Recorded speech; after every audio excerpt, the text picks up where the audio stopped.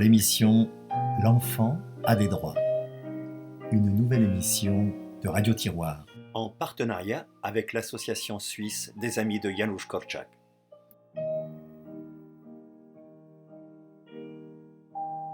Ce rendez-vous est un hommage au docteur Korczak, Janusz Korczak, médecin, pédagogue et écrivain polonais qui lutta de toutes ses forces et toute sa vie pour que l'on reconnaisse aux enfants des droits. Et le premier droit qu'il réclamait pour l'enfance, c'est le droit au respect. Dès le début de la première radio polonaise en 1926, son combat d'éducateur l'amène tout naturellement à parler à l'antenne. Korczak affirmait « La radio changerait les hommes. La radio rendra ses auditeurs ou paresseux, ou bien les poussera à l'effort. On n'a pas le droit à l'erreur. L'enjeu est important. La radio formera-t-elle un homme-enfant sensible, confiant et sincère, ou définitivement un homme loup ?» Malheureusement, on n'a plus de traces de la voix de Janusz Korczak. L'invasion de la Pologne en 1939 par l'armée nazie a fait disparaître tous les enregistrements. Mais fort heureusement, quelques-unes des émissions ont été publiées dans la revue polonaise Antenna entre 1938 et 1939, revue à laquelle Korczak collaborait. Remercions tout d'abord la traductrice de ces textes, Lidia Walericzak, et les éditions Faber, qui nous ont autorisé à enregistrer sur Radio Tiroir ce trésor de pédagogie moderne.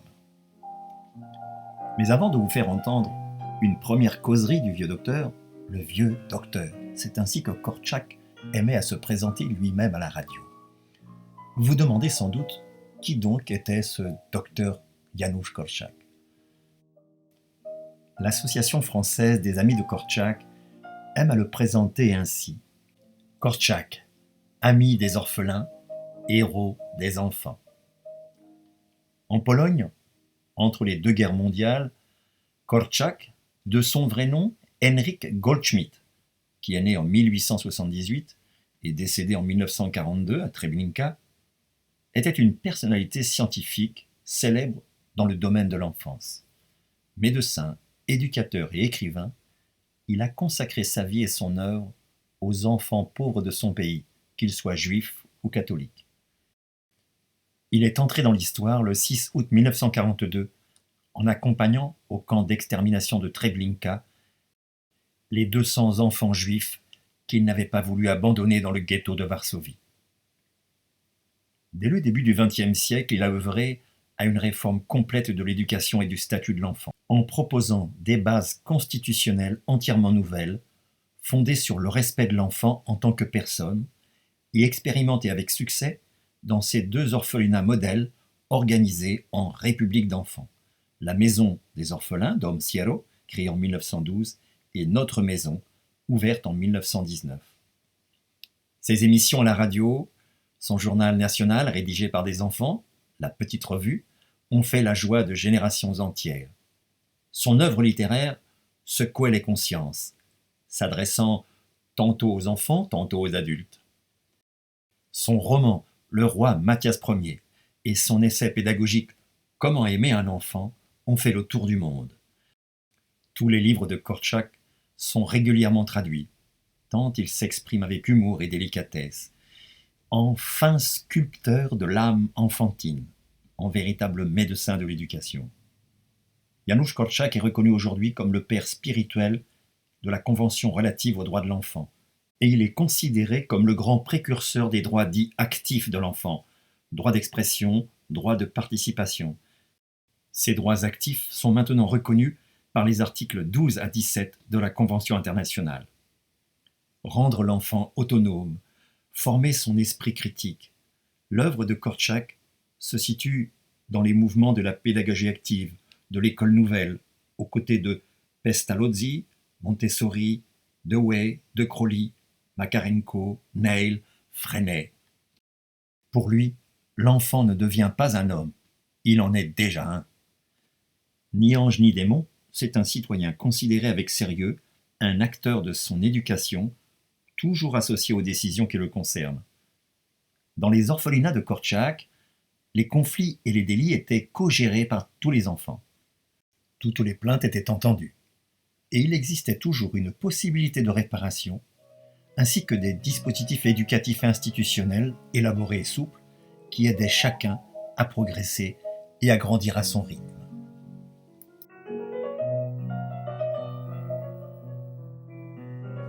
Écoutons à présent la causerie du vieux docteur que Korczak enregistra à la radio le 2 mars 1938. Causerie qu'il a appelée la solitude de l'enfant. Et là, attention, ce n'est pas si simple. Tu vas t'égarer. Les sentiers se ramifient tellement, il y a tant de traces, de pistes, il y a tant d'empreintes récentes et anciennes, grandes et petites, dans la neige, dans le sable, tu vas te tromper de chemin. La solitude n'existe pas. Il y a des êtres différents et autant de solitude. Il y a des heures de solitude dissemblables. Non, la solitude n'existe pas. Des vides et des silences, peut-être. Tu veilles, tu attends, tu te signes, tu luttes, tu cherches, dans le tumulte ou dans le calme, sans abri, sans toit ou abandonné. Tu croyais la connaître. Eh bien non, tu te trompais. La solitude est bonne, oui, elle est douce et paisible, mais elle peut être rude et cruelle aussi. Sa chaleur, sa froideur, est-ce de l'amertume ou de la douceur? Es-tu à nouveau seul, encore et toujours seul, ou alors enfin seul? Dans une pauvre petite chaumière isolée, une tour, non? Un palais? Des ruines abandonnées? Es-tu seul parmi la foule qui t'entoure ou seul à l'intérieur de toi? Il y a la solitude grisonnante qui a mûri en lui ou en elle, parce qu'elle est différente chez elle et chez lui. Il y a la solitude révoltée des désirs et des élans juvéniles. Elle est mécontente, impatiente, capricieuse, la solitude, au seuil de la jeunesse, la solitude des premiers questionnements. Pourquoi? Comment? Où? Vers où? Vers quoi? Et il y a la solitude de l'enfant. Oh oui, elle existe, la solitude de l'enfant. Elle existe vraiment. Il veut avoir pour lui et pour lui seul sa maman, son papa, le monde et une étoile tombée du ciel. Et tout naïvement étonné, douloureusement embarrassé, il réalise son erreur. Il comprend que celui-ci est ainsi, que celui-là fait comme ça, et que seul, il doit chercher et découvrir. Non, personne ne le remplacera, personne ne le fera à sa place. Il se met donc à construire dans une solitude de recueillement, pourvu que celle-ci lui soit favorable, pas étrangère ni hostile. Quand je réfléchis ainsi, oui, cela arrive, que c'en est assez, que la fin est toute proche et que c'est juste un peu déconcertant, ce dernier instant ici et ce premier instant là-bas. Je me rassure, je me réconforte en me disant que j'ai déjà derrière moi cet autre moment, tout aussi éprouvant et difficile qu'est celui de la naissance. Ah, la première respiration, le premier regard, la vie, cette existence extraordinaire, un peu tumultueuse et compliquée, parce qu'il y a le corps et l'esprit. La douleur de la mère, bah, il y a aussi celle de l'enfant.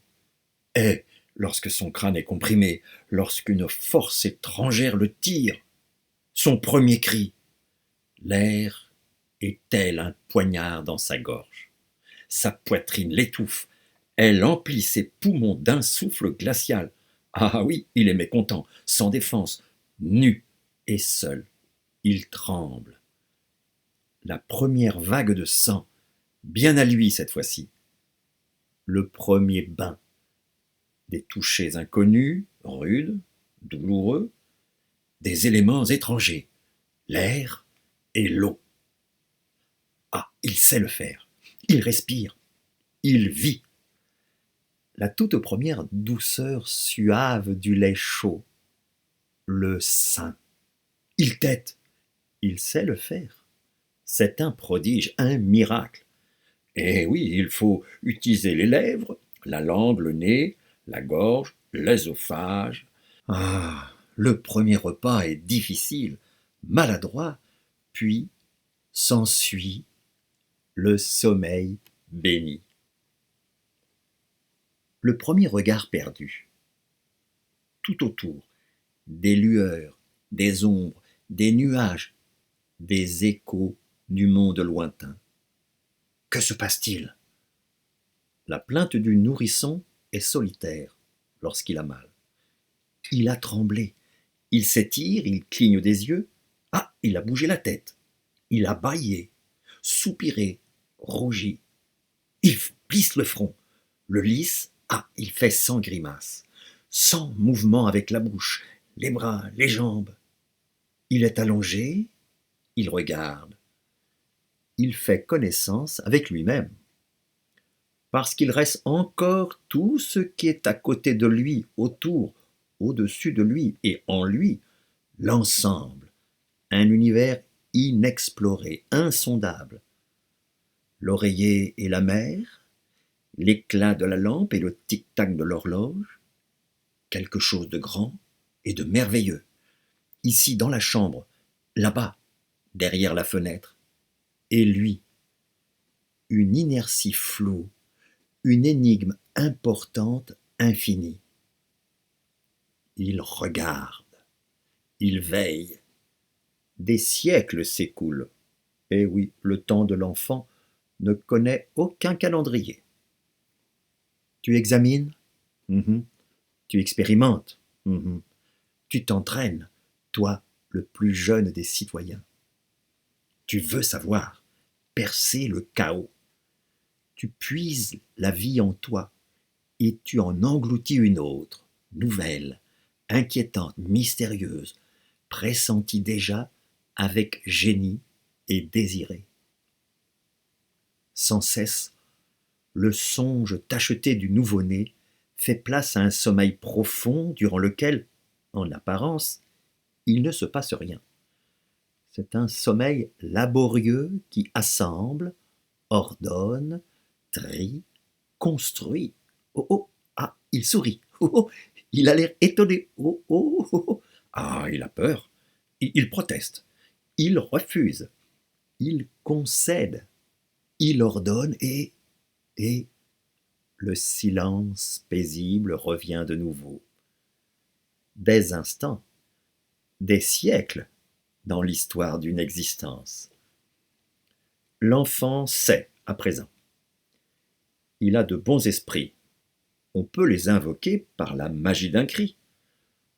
L'enfant se calme lorsqu'il entend des pas connus. Ah, c'est le signe qu'un doux nuage familier se penchera sur sa solitude. Il l'apaise, le nourrit, le rassasie. Ce nuage charitable, qui est-ce? C'est la mère. Le nourrisson teste sa voix. Il apporte sa contribution au cœur des sons. Les sons, qui sont-ils? D'où viennent-ils? Depuis quand sont-ils là? Et moi, où suis-je? Il examine ses mains. Des ombres étrangères à l'origine, elles aussi. Indisciplinées, incomprises, fréquentes, proches, familières. Tiens, elles apparaissent, puis disparaissent. Elles vont et viennent, elles se perdent, elles ne sont plus là. Il les cherche du regard, les poursuit de la voix, il les appelle, il les réclame. Ah, ça y est, il les a.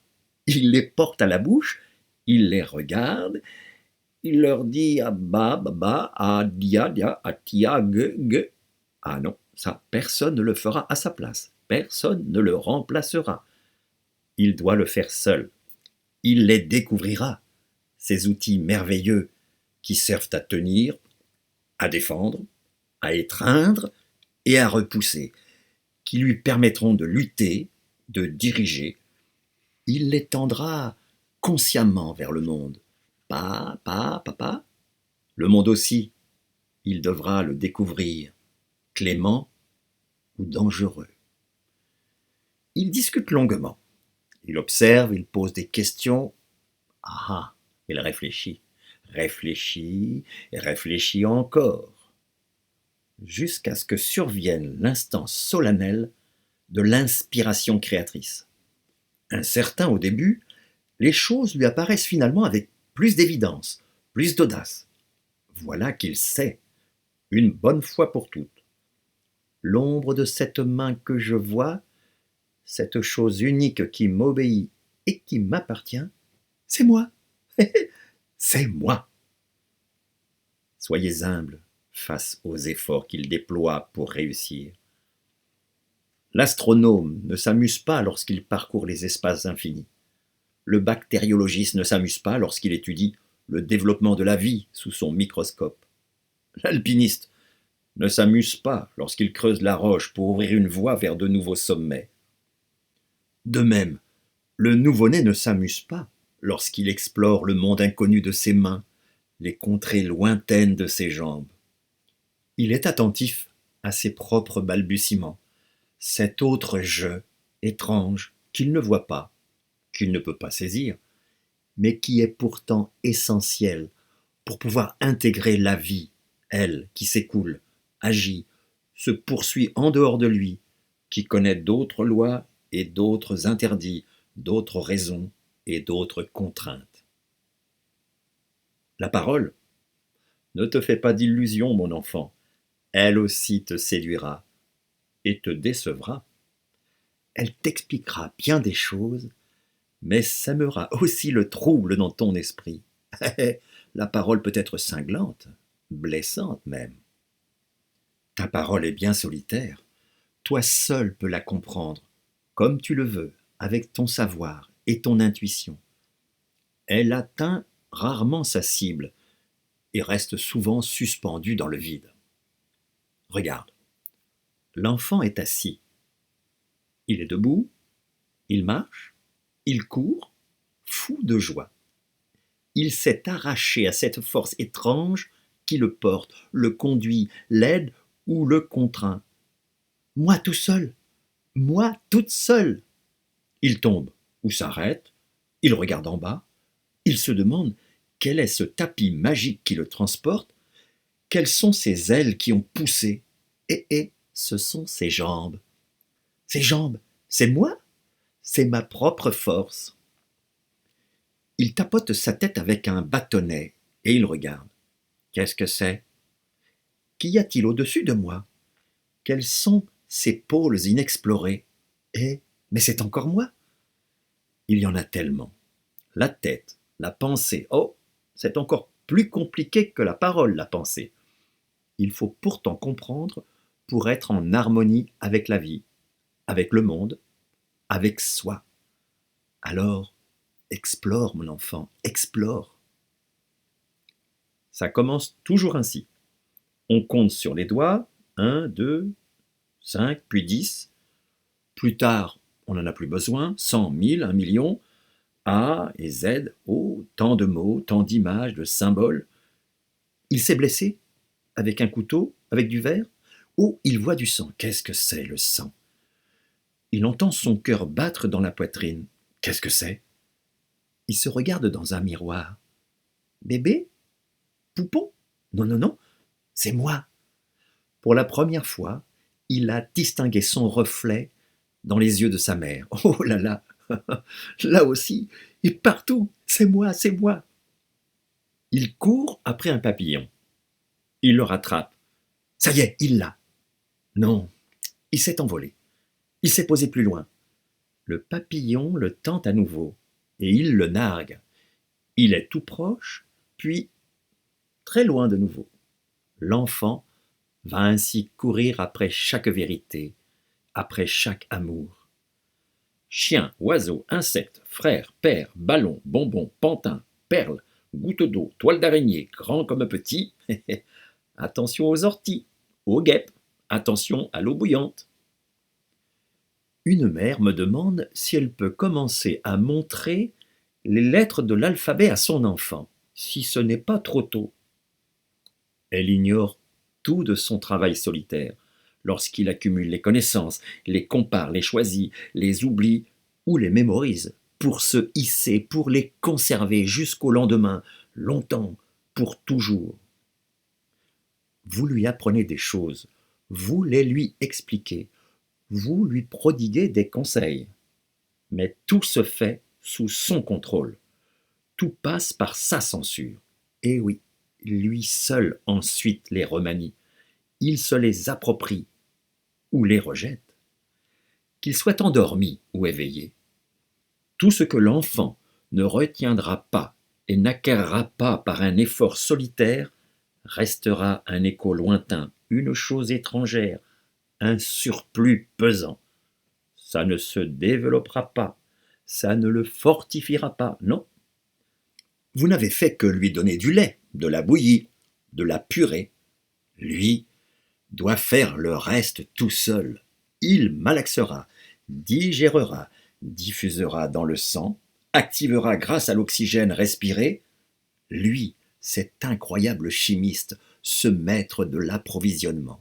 Il propagera, il nourrira ces milliards de cellules. Oui, il les connectera pour construire l'incroyable architecte, pour façonner l'artiste, sa taille, sa croissance, sa pensée, ses sentiments et sa volonté. Oui, sa solitude est créatrice, et son labeur, sa soif de savoir sont personnels. Les joies et les peines, l'amour, la colère, oh oui, la route est longue. Il est seul, bon gré, mal gré. Les quêtes, les erreurs, les faux pas, les défaites et les victoires, les combats contre lui-même, contre la vie. Tenez, un petit garçon a dit à son cheval, bon, je ne me souviens plus si le cheval était à bascule ou à roulette. Le garçon a dit, « Tu vois, mon petit cheval ? Eh bien, toi, tu n'as pas de maman, moi, si. Tu n'as pas de papa, toi, le cheval, moi, si. Mais comme toi, je suis vraiment tout seul au monde. »